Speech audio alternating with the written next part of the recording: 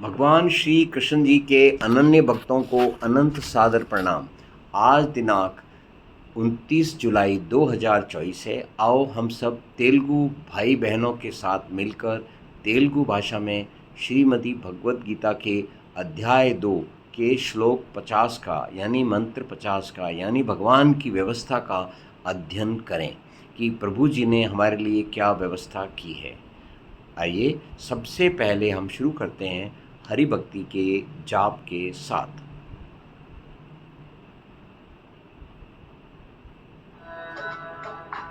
ओम नमो भगवते वासुदेवाय नमः। अब हम तेलुगु में सीखते हैं तेलुगु में कि क्या कहा गया है। సమబుద్ధి గల మనిషి ఈ జీవితంలో పుణ్యం మరియు పాపం రెండింటినీ వదిలివేస్తాడు.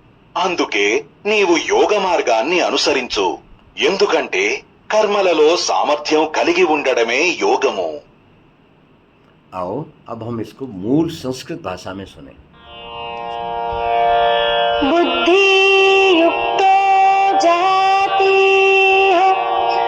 उभे सुकृत दुष्कृते तस्माद्योगायुज्यस्व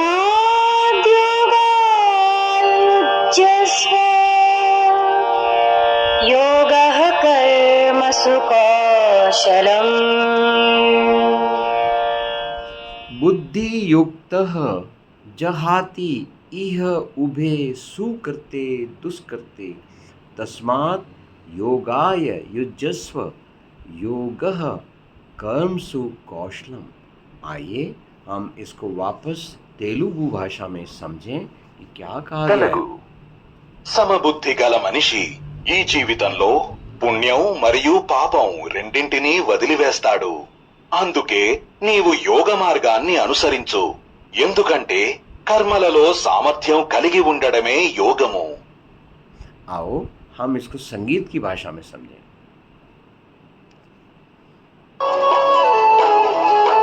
जो बुद्धियुक्त है पाप पुण्यों में न पड़ता है कभी.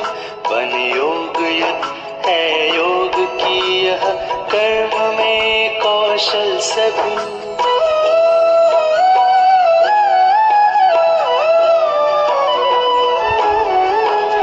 आइए वापस तेलुगु भाषा में इसी बात को फिर से समझें। తెలుగు సమబుద్ధి గల మనిషి ఈ జీవితంలో పుణ్యం మరియు పాపం రెండింటినీ వదిలివేస్తాడు.